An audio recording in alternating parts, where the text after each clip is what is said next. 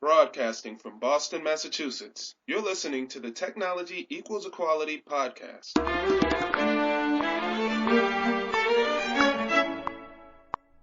Welcome back to the Technology Equals Equality podcast. I'm your host, Lori Brooks, and this is episode 51.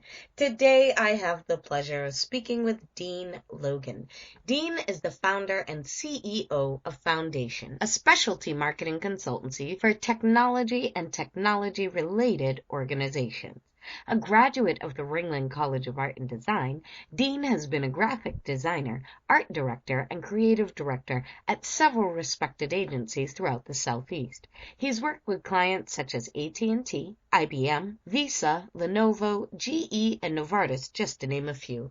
In his spare time, he enjoys building Legos with his 3 kids, creating 3-dimensional wall sculptures, and transforming his house into a one-of-a-kind, handmade, Disney-inspired haunted mansion for Halloween. Dean, welcome, and thank you so much for joining us. Thanks, Lori. I appreciate you having me on the show and look forward to talking with you and hopefully providing something of value to your audience. Oh, thank you, Dean. Why don't we start by taking a quick trip back in time? We'd love to hear a story of how it is you once saw the future. Before you decided to begin building out your business, branding yourself, what was it that you thought you might be doing, say when you were a teenager? Let me think. Well, I grew up in a house where there was always a lot of cultural things happening. My parents listened to jazz music and classical music, and my mom was a portrait painter. So I was always taking art classes and things and grew up in that environment. And even in high school, I was taking art classes and doing well with them. So I thought, this is probably something I would like to be able to earn a living at. Art major in college, and even back like in high school, I would set up like a little studio for myself and just design things and draw things, and not just like paintings, but stuff like what I guess you could consider logo type objects. Mm-hmm. So even then, I was being drawn towards the visual communication side of the business without really realizing it. Okay. Excellent. So initially you were into the arts for the most part. You grew up in the arts, it sounds like, with jazz and classical in the background. I'm not sure if that was professionally or whether it was just kind of something that your parents enjoyed. But from what you mentioned, I think you said your mother was a painter? She was. And it wasn't professional. Dad was a businessman. He ran a commercial laundry, right? Uh-huh. So not exactly exciting stuff for an artist, but they did listen to a lot of music. It was always on the background. And Mom was a portrait painter. She worked in oils. She said she was going to do a portrait she did one of my sister when she was like 10, and then she said, "Dean, I'm going to do one of you," and she has yet to finish it. That's cute. I like that. My father started a dollhouse at one point, and it was many, many years ago. He's yet to finish it. But I'm sure we all have projects of that sort. But I love that, it's funny when we go back to your dad, you realize it or not, you had an entrepreneur to look up to as you were growing up, So it's a good mix. I like looking at people's journeys because you get to kind of see where it sparked. What was it that they were able to look at growing up? What was it that was in their mindset initially that kind of develops their overall, later on in life? So to see that you had a background in the arts, you had a father who was an entrepreneur, and you were naturally drawn to the visual communication side of the business, it makes perfect sense that the journey has taken you to where it has.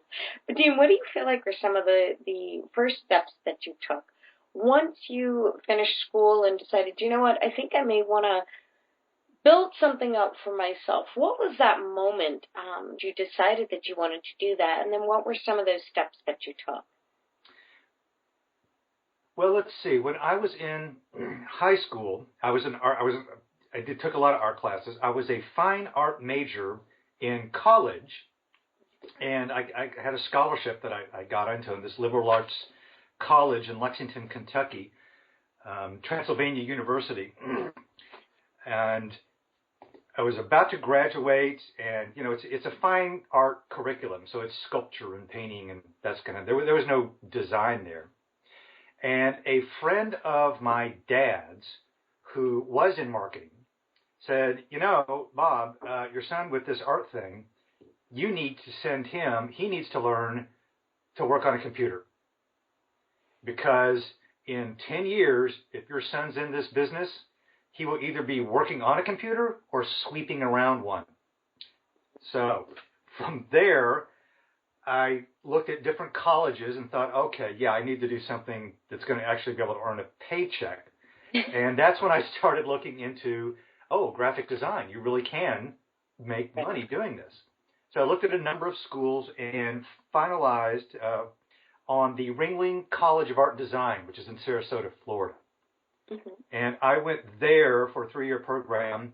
And at the time, the program was called Computer Graphics. That's all it was called, right? But it was really critical and good for me to get those skills, because that's when I'm dating myself a little bit, but that was about the time when the commercial design and communications industry was moving onto computers. My first job at a school was at a place in Louisville, Kentucky. I moved back to Kentucky. It's called Power Communications now. But they said, hey, they hired me as a art director. They said, yeah, we've got this program we'd like you to look at. It's still in the box. Go, it's over there. So I looked at the back of this area that was, it's a big cube farm. One cube in the back had a little Macintosh set up, and the box, still in the wrapper, there was Photoshop. They had never used it before. So I got them started on that. This was a company. We did a lot of catalogs, and a few years later, everything was digital in the company.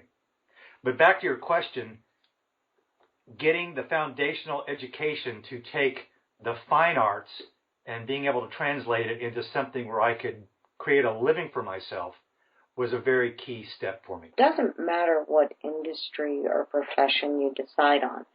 Make sure that you find a way to gain that foundational training in your industry, whatever the industry may be, whether you take on an internship, enroll yourself in courses, find mentors, some way, shape, or form, you've got to go out and find that foundational information for you to even begin launching in the industry.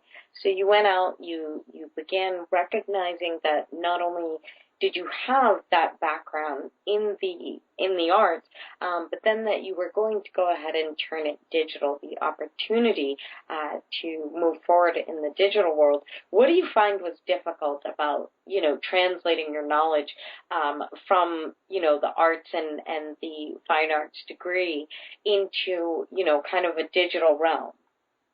I don't know that I had a lot of difficulty with it, but one of the challenges with a fine art process, there really isn't that much of a process. Art, the whole left brain, right thing. Doing a painting or a sculpture is this, unconscious act of creation, and things just happen, and you're not planning, and there's spontaneity and surprise and things that happen as you're creating something with your hands, what have you. The computer graphics is a very deliberate, specific process. So I had to take that sort of wild, everything happening and floating around, and be able to focus, okay, I need to make this a different color. To do that, I have to click this and then click on that and then do that. So it was applying a very rigid process to what had been a very intuitive, free-flowing function of creation. That's interesting. When I look at art and graphic arts, it's funny for me because I can always, pick up a sketch pad and do a quick drawing. But when I look at the way that my husband might transfer things into, a digital version, to me it seems so much more complex than that natural flow of just kind of putting something together on. So to me, that it would seem like it would be difficult to begin learning the programmings and those processes in order to change that intuitive, natural way of creating something into a digital form. Did you find that it would slow down what you would do when you're working?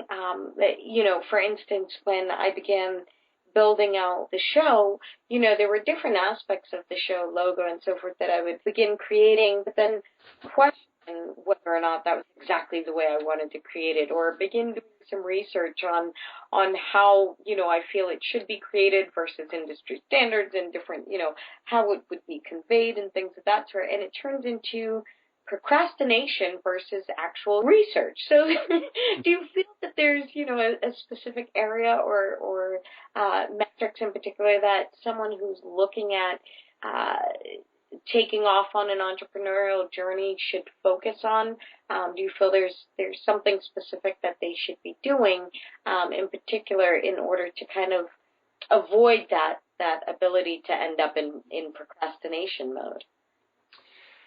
I think the sketching part of the process, I start with sketches for 75% of the things that I do for myself or my clients. I will start with a sketch.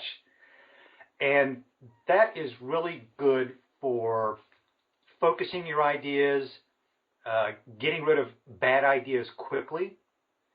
So I would say whatever, and I guess I'm addressing the creative industry specifically because that's, where my perspective is.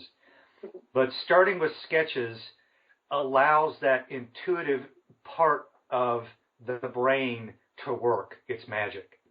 It helps you vet out good ideas from bad ideas very quickly. So I always recommend, even when I have teams and I was a creative director at agencies and we'd have, now the software is just amazing, all the things it can do. But I would always make my teams start with sketches. I said, don't bring me printouts. I don't want to see printouts. I don't want to see your screen. Bring me sketches of your idea, because if your idea is bad as a sketch, it will just be a very polished bad idea as a printout. Right. And one of the curses of the computer is that it does a couple of things. A, it can make a bad idea appear good because it looks finished. It looks polished. And it can also, if you're not careful, it can lead to paralysis by analysis, because you can try so many different versions of something. You can change endless colors and fonts and shapes and things all very quickly. And if you're not careful, instead of getting to good solutions in a timely fashion, because in the business world, with any other, time is money. Exactly. So you won't have the luxury when you're a paid creative to just do 30 versions of something because you wanted to see how cool it could be this way or something, because client's not going to pay for it. Don't you wish so? It'd be great if clients would pay for that. but it's so it's a discipline has to be applied to the use of technology. And I think most of the work should be done in the sketch phase. That's going to work. Yeah, that might work. I'll try that. So by the time I get to a computer, by the time I sit down in Illustrator or InDesign or what have you, I've 80% of what's going to go on that page is already done in my head. And I know it's going to work. And then that time with the computer is just bringing it to life and then sanding the edges and polishing and buffing until I get it just the way I want it. I love that. And we're taught that in school, rough draft, guys. Doesn't matter what industry, whether it be art or anything else. When you're starting a project, really just kind of sketch out those ideas for yourself so that you can see it in full, so you can flesh out the good from the bad, really get to the heart of what it is you're looking to accomplish and kind of move forward with that. So absolutely. definitely. What do you feel is the key to your success, and why? I think I've always been a glass is half full kind of person. I've always tried to look at the bright side of things. It's very easy, well, in any business, but in the creative industry especially, it's very easy to get jaded and sort of a negative mindset, either about your clients or the business, those sorts of things. So I've always tried to focus on the positive. I have always been able to tell myself that this is a business that I'm doing, and it has certain parameters around that. The client is not going to like certain things. You will have to make the logo bigger sometimes. And it's a thing you're creating it, and it is your heart and soul and, spirit that is into this, but to your client, it's a thing they're going to stick on their business card or a website they're going to publish. So they see it very differently than you do. I actually gave a talk recently about hiring and managing creatives, and the biggest point I made is that a problem creatives have, especially when they're just starting out, is they have a very difficult time separating what they're doing from why they do it, which is to say, creatives do this because we're wired a weird way. We have this innate need and desire to express ourselves visually, and for that expression to be seen by people. We want, it goes back to, when our drawing gets put up on the refrigerator with a magnet, right? Mom puts it up on the fridge. Oh, look what I did in school today. We love that. But it's very tough for us when a client said, I don't like that. I don't like that color. And we take it personally. We shouldn't, but we do. We can't help it. So being able to realize that this is a business, and if I want to create art, then I do it for myself and I do it on the side.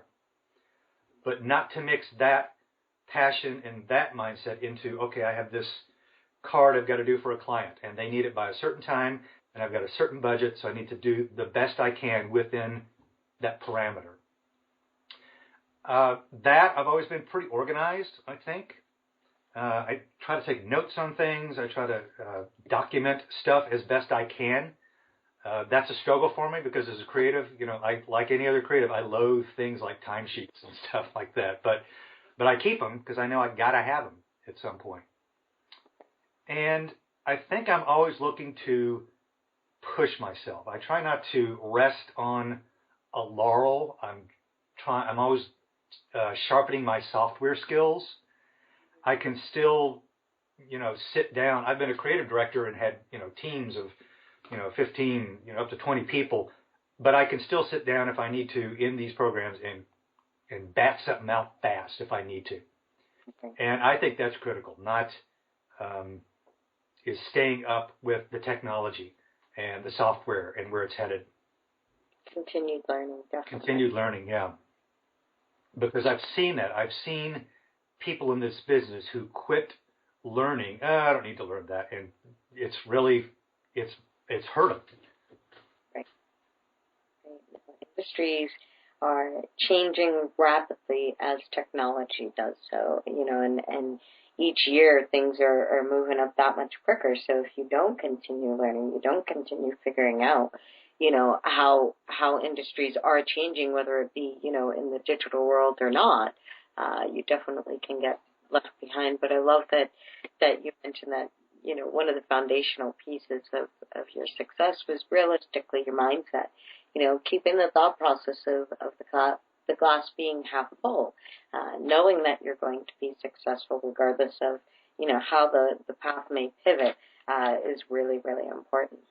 So, Dean, if you had a time machine and had the ability to go back, say, 10, 15 years and could tell yourself just one thing, what do you feel like that one thing would be? If you could caution yourself on anything at all before taking this leap, or making that journey into the entrepreneurial world, what do you feel like you would tell yourself? If I could go back, I'd say, 10 or 15 years, I would tell myself it's going to be harder than you think. It's not going to be as easy as you think. And you don't think it's easy. I know that, but I'm telling you, Guy, me, 10 years ago, that it's going to be tougher than you think. Things aren't going to happen as fast as you think. Your mindset, the way you think about the creative industry and the business will change because it will have to as you once you're out on your own and you're doing this, you're going to have to really change your mindset. So be ready to pivot that way, and don't think that everything you've learned is going to apply once you get out there on your own, because it won't. You will have to learn new things. You will have to go in directions you never thought you did. And you will have to be more flexible and resilient than you know. Awesome. I love it. It's not as easy as you think it's going to be. It's definitely going to be harder than you think. It's something where you need to be prepared for the ability to change 100% and continue learning. So I love that. Those are three awesome pieces that I too would probably tell myself if I had that time machine, somewhere on hand. But in the essence of helping the listeners, do you happen to have a tip or a trick, a quote or an app or something that you could share with the audience? Let me think. Sure. I've, like any entrepreneur or startup, I want to keep costs low. I use a number of apps, and I guess I'll give a shout out to some things here. I use Harvest. Harvest is a great low-cost timekeeping invoice management tool. It's got a mobile version. It's easy to use. I think I pay like $10 a month for it or something like that, and it saves me so much time because it organizes everything that the creative brain doesn't like to organize. So I would definitely recommend that to folks. Awesome. Thank you. I've actually never heard of Harvest, so that's a new one for me as well. And I will not only check that out, but be sure to include a link on the show notes page. But the show, again, is really designed to assist entrepreneurs in coming up with ideas for new businesses in an industry that they may not have been thinking of. So, Dean, we would absolutely love to help you. If you had a magic wand instead of that time machine this time and could change anything at all in your business, what would it be and why?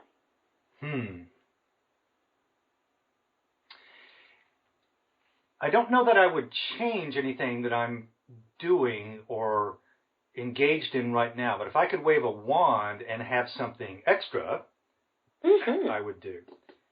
My consultancy is targeted at technology companies. And the people that are decision makers in these are wicked smart, scary smart individuals. But they view marketing in very suspect terms. Because it's fuzzy. It's hard to, as the old saying goes, I spent, for every dollar I spend on marketing, I don't know which half is wasted and which half actually worked.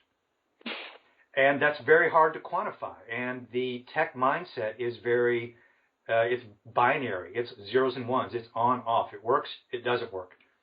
ROI or no ROI. So I guess if I could wave a wand and add anything to my consultancy, it would be some way to bear out and prove quickly and quantifiably the effectiveness of what I'm doing.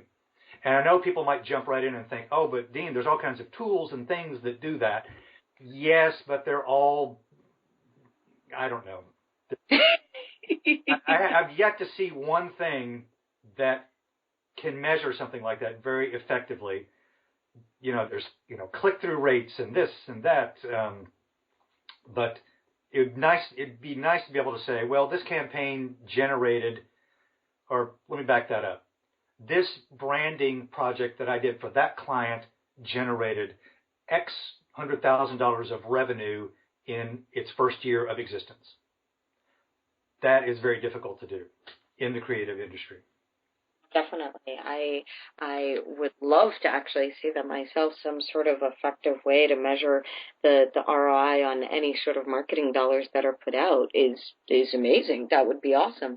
And again, I agree with you. There's definitely, plenty of tools that provide you with feedback and information on analytics and so forth for sites, but in terms of a quantified platform that actually shows you the full-fledged return on every piece from every facet is really, that's an exciting thought. It would be a wonderful thing if the techie industry, or the techie community, I should say, can get to work. Hopefully we'll see that coming up soon. Well, it's especially difficult with what I do and how I position myself, which is a branding professional.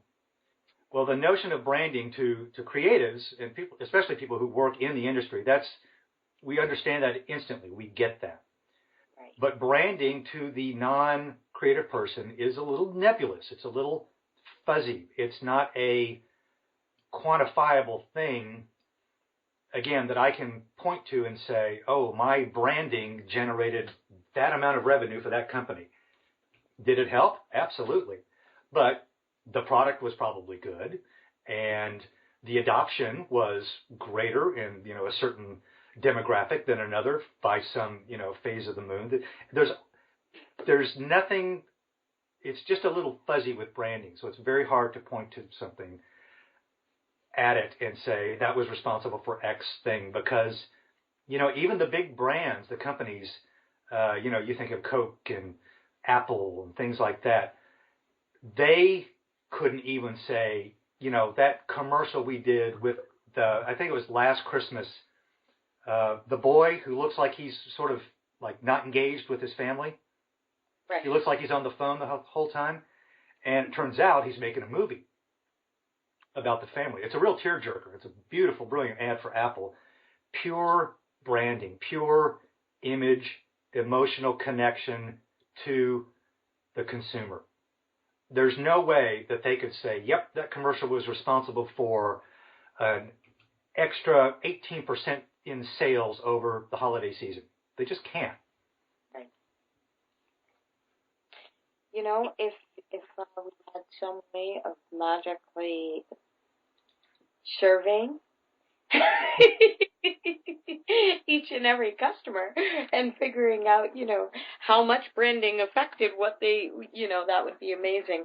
I'm sure it's something that many years from now we may actually have technology to measure something of that sort. But I grasp what it is that you're explaining in terms of the actual effect of the branding project, in terms of the return on investment of it. I get it. So techie community, you definitely have your work cut out for you guys. So get to it. Dean, please share the best way for our listeners to find you. I'm on the usual net webs. You can find me on LinkedIn. Just my name, Dean Logan. I'm on Twitter. My handle is @Dino1739. I'm on about.me, which is a personal promotion platform that lives online. And I've got my website for my consultancy is foundationbranding.com. And if someone's really interested, the stuff that I do, and I don't have to make the logo bigger, is my personal sculpture site. And that's just deanlogan.com. Awesome, Dean. You have been absolutely outstanding. Thank you so much once again for sharing this morning. Well, thank you, Lori. I appreciate you having me on the show. A computer can easily make a bad idea look polished, so remember to sketch your ideas out first and reach out to Dean Logan at foundationbranding.com, or you can always reach him through our show notes page at technologyequality.com/Dean Logan. Dean, thank you for taking time out of your schedule today to share with the audience. We truly, truly appreciate it. And techie community, thank you guys for checking out the episode. If you're enjoying these episodes as much as I'm enjoying recording them, head on over to iTunes, click on that subscribe button, and you won't miss anything. Until our next episode, when we continue to hear the journey, find the pain, and create solutions. Enjoy the week.